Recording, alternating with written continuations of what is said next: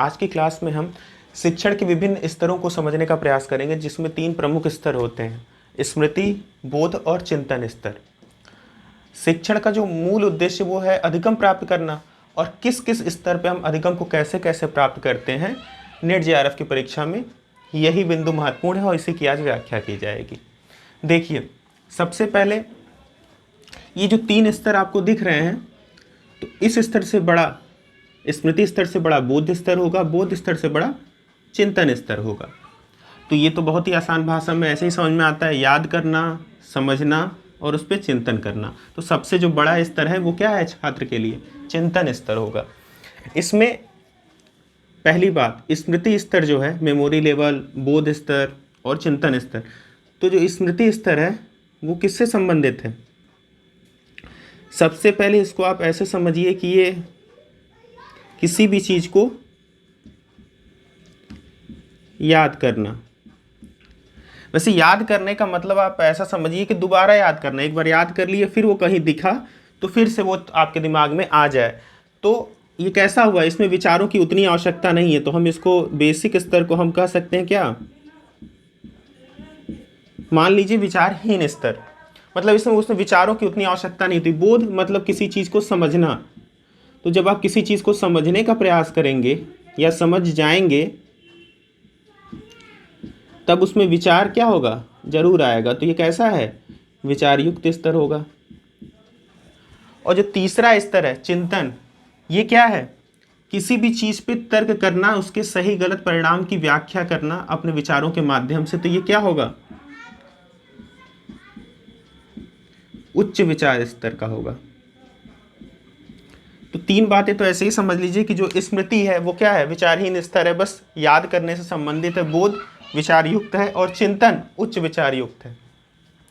और जो वास्तव में नेट जेआरएफ या उच्च शैक्षिक सत्र के छात्र होंगे, उनके लिए ये स्तर यानी कि चिंतन स्तर महत्वपूर्ण होगा। अब चलते हैं एक एक स्तर को उठा करके उनके विषय में समझने का प्रयास करते हैं। देखिए, पहला जो आपका स्तर है स्मृति। स्मृति स्तर में सबसे पहली बात ये होती है कि ये प्रथम स्तर है, और प्रथम स्तर है ये प्रारंभिक कहाँ से होता है? जिज्ञासा से। और किसी भी व्यक्ति का ये प्रत्यक्ष गुण है कि वो क्या करता है? किसी भी चीज़ को जल्दी सीखने का प्रयास करता है। सीखना मनुष्य का एक बहुत ही अद्भुत गुण है, वो किसी भी चीज़ को सीखने का प्रयास अवश्य करता है। देखिए, इसके जो प्रस्तावक थे वो थे हर्बर्ट महोदय। इन्होंने इस स्तर के बारे में बताया। देखिए, पहला इसका क्या है? किसी भी चीज़ को जब आप रटते हैं, कंठस्थ करते हैं और सीखते हैं याद करने के माध्यम से,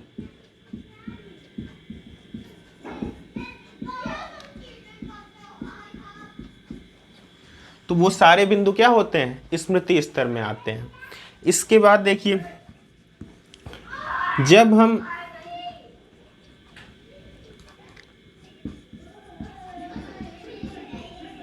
विचार युक्त न होने का तात्पर्य यह है कि जरूरी नहीं है कि आपको उसके संबंधी विचार समझ में आए। जैसे कि अगर आपको मैं यहाँ एक चित्र बना दूं, आम है, बस आपको मान लीजिए आपने इससे पहले आम नहीं देखा है, लेकिन मैंने बता दिया ये आम है, बस आप इसको क्या करेंगे? अपनी स्मृति में रख लेंगे। अगली बार जब कोई ऐसा ही चित्र बनाएगा तो आप उसे बता देंगे कि क्या है, ये आम है। स्मृति स्तर आपका ये काम करता है, भले आप इसको ना देखे हो। इसके बाद ये तीसरी बात इसमें क्या आती है?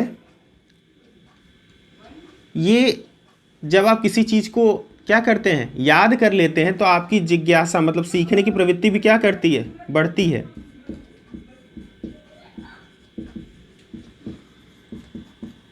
बढ़ावा देता है।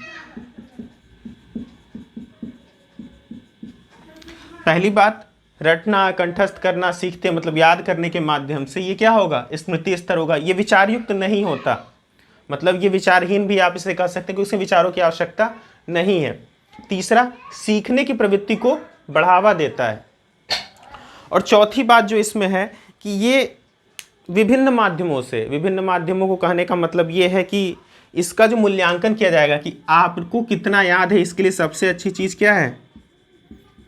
जैसे बच्चों से हम पहाड़ा पूछते हो मौखिक, लिखने को दे दें लिखित, या उनको कोई छोटे छोटे निबंध दे दें, तो इसके मूल्यांकन के ये मुख्य उपकरण बन जाते हैं। इसके माध्यम से इसका मूल्यांकन कर लिया जाए। जैसे किसी बच्चे से कहा जाए कि 4 लाइन की पोयम सुनाइए, वास्तव में वो किस स्तर की बात कर रहा है, स्मृति स्तर की। और इसके बाद देखिए इसमें कुछ विशेष अभी यूजीसी ने पूछा नहीं अभी तक, इसके प्रस्तावक पूछे, और ये सबसे प्रारंभिक अवस्था है। ध्यान दीजिएगा, शिक्षण के स्तर की ये सबसे क्या है, प्रारंभिक अवस्था है। जब आप किसी चीज़ को याद कर लेते हैं तब आपकी उसको समझने के प्रति जिज्ञासा बढ़ेगी, वही आपका द्वितीय स्तर होगा। उसे हम क्या बोलते हैं, बोध या अवबोध स्तर। अब आते हैं बोध या अवबोध स्तर पे। देखिए जो बोध या अवबोध स्तर है, इसका मतलब ही क्या है, समझना। तो समझना किसे चाहिए, देखिए जो आपकी अभी तक आप याद कर रहे थे स्मृति स्तर में जो परिभाषाएं होंगी, आपकी अवधारणाएं होंगी, बहुत से सिद्धांत होंगे आदि चीज़ें, इन सभी बातों को जब समझने का प्रयास किया जाता है तो ये बोध या अवबोध स्तर होता है। देखिए सीखना यानी कि स्मृति याद करने का जो स्तर है वो वास्तव में क्या था, शिक्षक जितना प्रेरित करता है आप उतना याद करते हैं। बोध या अवबोध स्तर में समान रूप से दोनों सक्रिय होते हैं, छात्र को भी उतना ही सक्रिय होना पड़ता है और शिक्षक को भी। ये दोनों सक्रिय होकर के किसी भी चीज को समझने, टीचर क्या करेगा, समझाने का प्रयास करेगा और आप क्या कर रहे होंगे, समझने का, तभी बोध स्तर का वास्तविकता पता चलती है। इसके जो प्रस्तावक माने जाते हैं वो कौन थे, मॉरिसन। इस स्तर को समझना है तो देखिए एक आसान सी चीज होती है इसमें, ये क्या होता है, देखिए जब आप किसी चीज को समझ रहे होते हैं तो ये आपके बौद्धिक विकास को बताता है। ध्यान दीजिएगा यही स्तर है जहाँ पे आपका जो बौद्धिक विकास है वो तेजी से क्या कर रहा होता है, कार्य कर रहा होता है, बोध या अवबोध स्तर में। अब देखिए जब आप बोध या अवबोध स्तर की बात करते हैं तब आपका मूल्यांकन किस आधार पे किया जाएगा, ये कैसा स्तर है, विचार युक्त। तो आपका जब मूल्यांकन किया जाएगा इस स्तर में तो ऐसे ही प्रश्न दिए जाएंगे जो क्या होंगे, विचार युक्त होंगे, जैसे वस्तुनिष्ठ प्रश्न या आपके लघु उत्तरी प्रश्न। इस टाइप के प्रश्नों को दिया जाएगा, जैसे कि उत्तर दीजिए कि ये इसका था, ये वो उसका था। इस टाइप के प्रश्न आपको प्रदान किए जाएंगे जिसमें आपका क्या हो, समझा हुआ कॉन्सेप्ट आपका उसमें प्रतिबिंबित हो। इस प्रकार के प्रश्न किसमें आते हैं, बोध स्तर में। अब ये जो दोनों स्तर हैं वो मिल करके एक तीसरे स्तर को बनाते हैं। ध्यान दीजिएगा जो चिंतन स्तर है आपका, चिंतन स्तर ऐसा स्तर नहीं है कि वो उच्च होता है तो इन दोनों का प्रयास नहीं करेगा।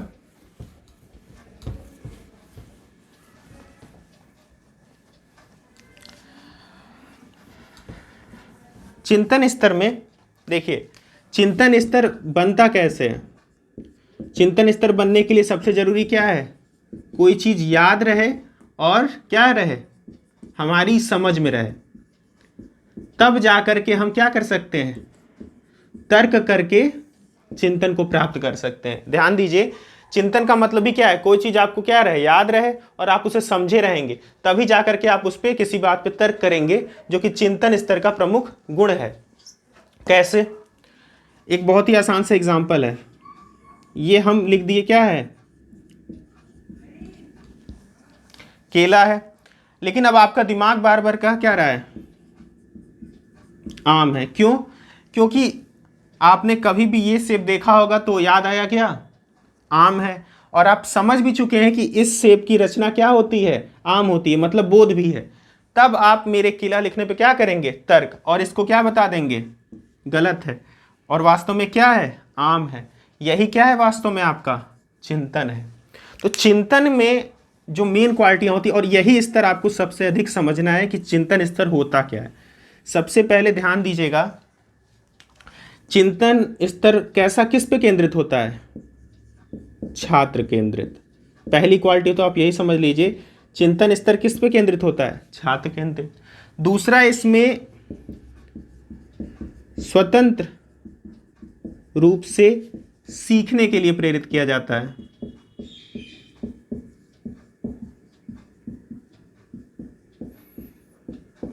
स्वतंत्र रूप से सीखने के लिए प्रेरित किया जाता है, जिसे आप स्वतंत्र और मुक्त अधिगम भी कह सकते हैं। तीसरी बात, ये कैसा है? उच्च विचार युक्त स्तर है, मतलब शिक्षण का उच्चतम स्तर है। और देखिए, पहला तो छात्र केंद्रित है, स्वतंत्र रूप से सीखने के लिए प्रेरित किया जाता है और उच्च विचार युक्त स्तर है। अब जो बात आती है कि चिंतन में विचार, मनोवेग और तर्क, इन तीनों को मूल्यांकन करने के लिए चिंतन स्तर के मूल्यांकन को ऐसा बनाया जाता है कि विचार, मनोवेग और तर्कों का क्या हो, सही रूप से, सम्यक रूप से मूल्यांकन हो सके।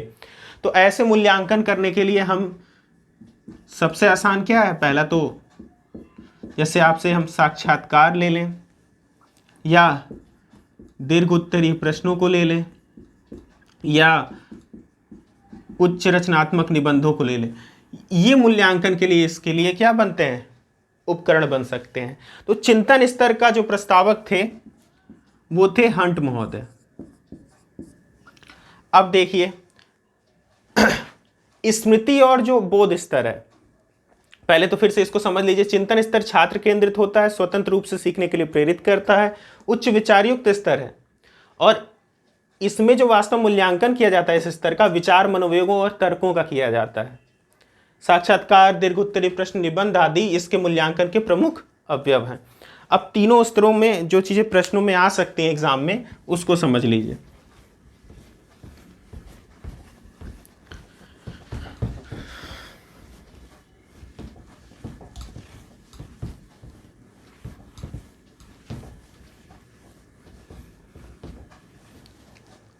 देखिए,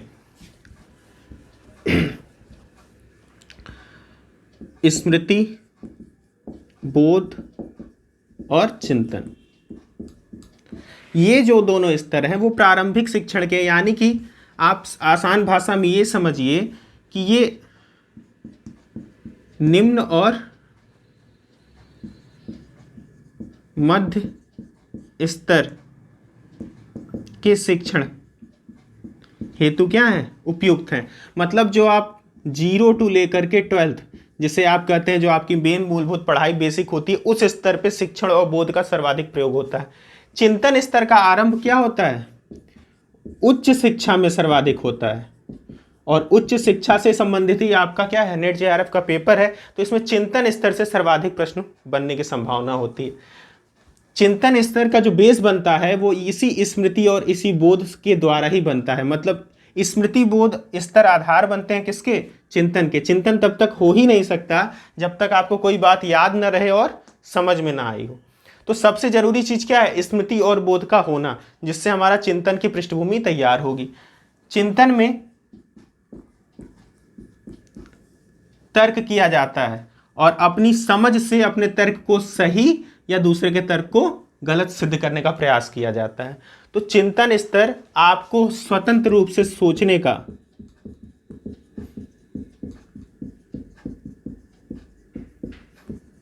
सर्वाधिक